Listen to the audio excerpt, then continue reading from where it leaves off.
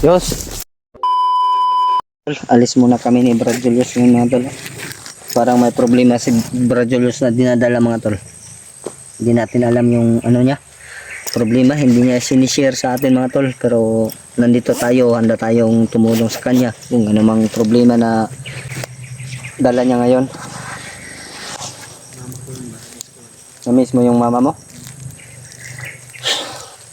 Kahit sino naman yung anak, Brad. Mama talaga yung ano, unang mamiss ang abang mapalayo tayo sa ating pamilya. Na ako, ilang taon akong hindi nakauwi. Nagpapasalamat lang ako sa pinsan ko dahil siya yung kakontak ko sa aking pamilya. Sisikreto ako, nagbibigay ako sa kanila para pang sustinto ba. Gusto ko nga na balagyan sila ng kuryente doon. Kaso malaki gastusin. Binilhan ko na lang sila ng solar. Dako magigag problema, Brad. Ayaw ka problema. Mahuman lagi ta dre, Brad. Lahat ng problema, Brad, tandaan mo, Brad. Kayang lusutan yan. Manalig lang tayo sa Panginoon. Tulad ngayon, hindi natin alam na nandito na pala sa Lokyabads, Lak Mikoy, La AG, Pidot. Dito na sila, tutulong na sila. Kaya tayo ngayon, matolo, sobrang na-miss na daw niya yung ano niya.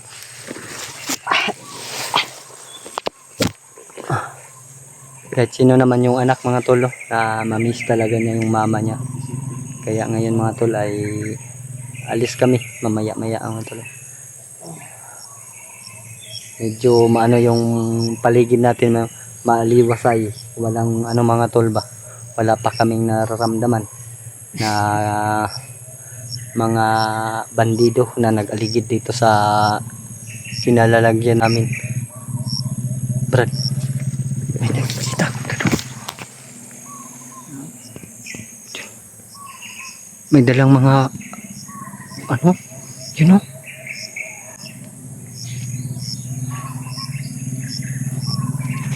wala na.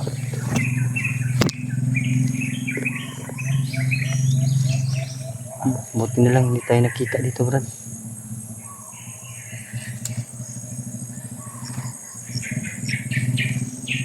Pagdarasal natin si Brad Julius matulong dahil malaki yung problema daw niya. Namimiss daw niya yung mama niya.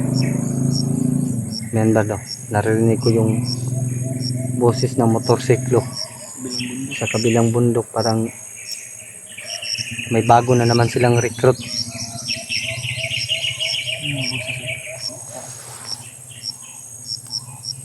Tara, maganda. Brad,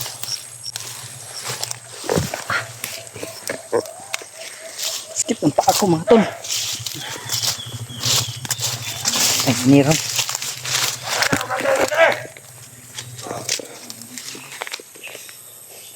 Dato ako na si Commander. Relax pa daw.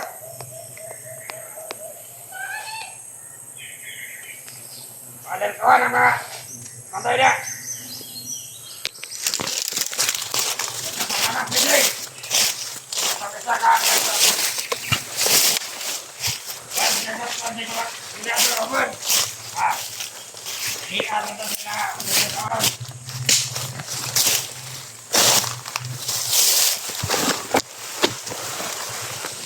Dito yung anak siguro ni utol mga tol. May nag-aligi dito mga tol. Baka nandi kasamaan din niya yung ano mga tol. Kita ko kanina. Ako kasanggayon. Binaw ka. Pantaya dia. Katong anak doy. DJ ko si driver.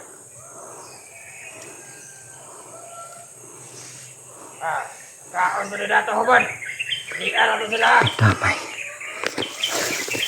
Ano matulog? Sino kayang ano ni Dato Ubon matol? anak ng kapatid ko ba daw o si Gerald mga tol, magkasama sila mga tol. Brad, magkasama silang dalawa Brad, si Gerald tsaka yung anak ng kapatid ko. Mga tol.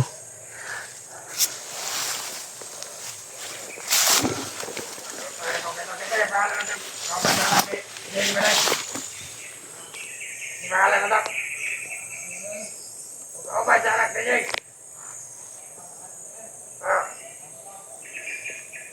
Ano ba? Ito daw. Jiran. Ipulata ka ito kami eh.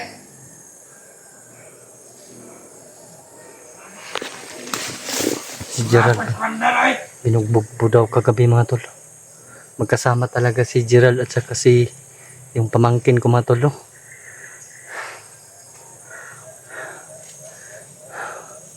Brad. Baka nandito yung kuiba na hinahanap namin ni Julius mga tol. No? Wala ka dyan, mga rescue sa langit. Mga langit. Basta ano kasunod. Diba?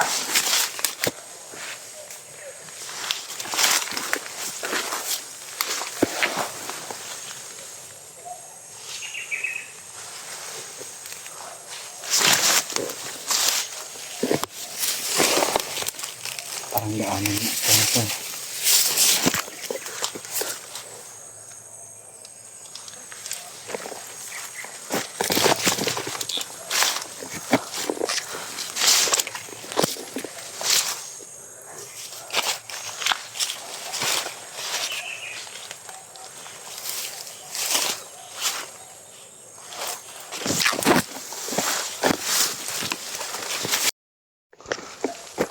Bade! Pagbantay na bade! Kaya di mo sugat na makuha ang anak ni Seng! Kago mo. Sa di mo sugot. Guyawa ko na yung pagkumangkon ko to. Pamangkin ko yan. Kukunin at kukunin ko yan.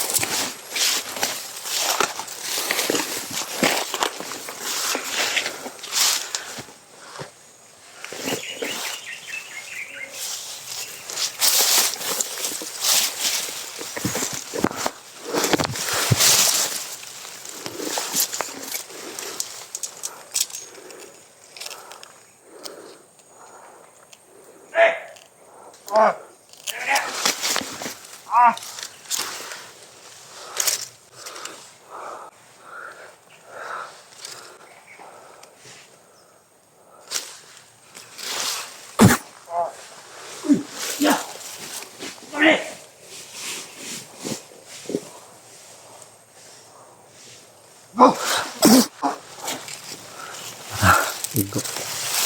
Yos. Pero ka? Sinadara kong ang kuiba na itong ginapangita ba? Uban lagi si Kwan Brad. Sige. Gerald og anak ni Otol. Ha? Lipong ka? Hilo na si Julius mga tol. Kira ka? Ha? Kira ka?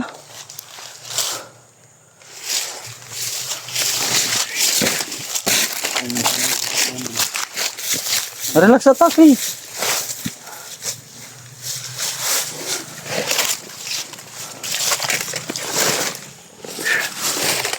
Biar ka? Kuya ko eh. Pero may kakaibang pumasok sa katawan ko. Namay. Kasi kalaban natin ka ha. Tuo ko na lang yung tikaranyos. Ano ito narinig namin na Magkasama si Gerald tsaka yung pamangkin ng mga tol. Sa isang kuweba po talaga daw sila dinala. Tarantado talaga na kalabaw na yon. Si Kalabaw at saka si Damon yung may dahilan dito mga tol. Tsaka si Rainier yung payat. Kailangan natin sugpuin sila brad.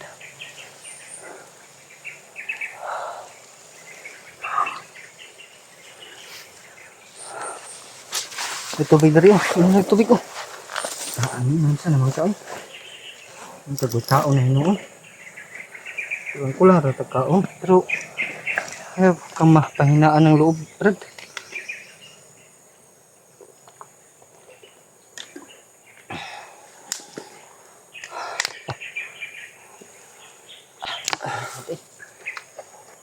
Kapag hinaan ng loob, nandito tayo dahil may mission tayo. Alam mo yan. Kang mag-alala. Babalik agad yan si Brad Mikoy kasama na si Kuya Bads.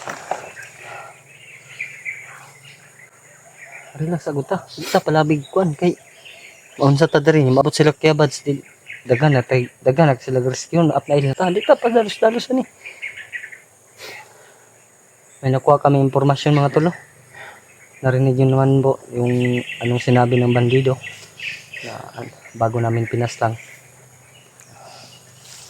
Ngayon ay pahinga muna kami matol dahil si Julius ay nahilo. Parang nawalan po daw siya ng paningin. Iwan ko sa kanya. Hindi naman ako nagdala sa katawan niya matol.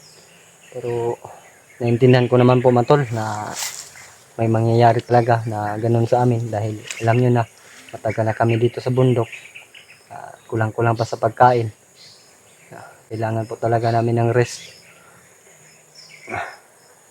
Islang magkakumis English brad no? Rest islang kayo no?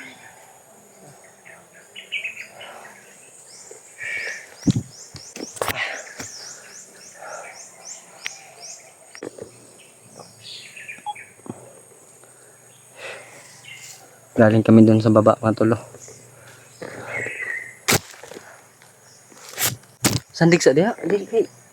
Lingkod ka, di ka magsandig. Pabawis namin naman tol. Walang ulan ba? Pero mas mabuti na yun sa ganun na walang ulan. Doon ka muna doon sa Bolivar, dapat magharapan tayo ba? Para maay mana tayo, ha? Harap-harapan tayo. Makikita. Doon ka para makita mo yung nasa likuran ko. Ako din makikita ko yung nasa likuran. Safety tayo ba para walang mangyayaring masama agad sa atin.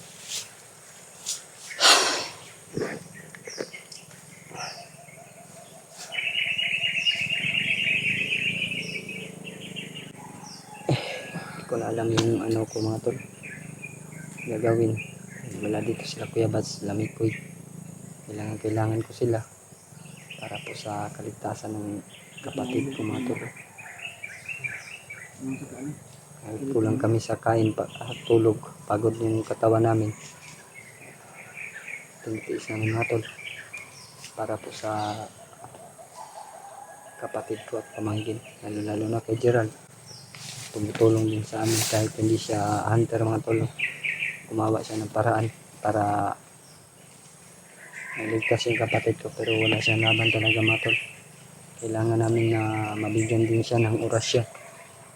Kung sakali na mailigtas namin siya, ay Tatay Lasaita na yung magbigay sa kanya na orasyon. Para kung baka sakali tumulong siya, biglang tutulong, may dala siyang orasyon mga tol. Kahit magpanggap siya ng bandido, ay orasyon siya pang laban.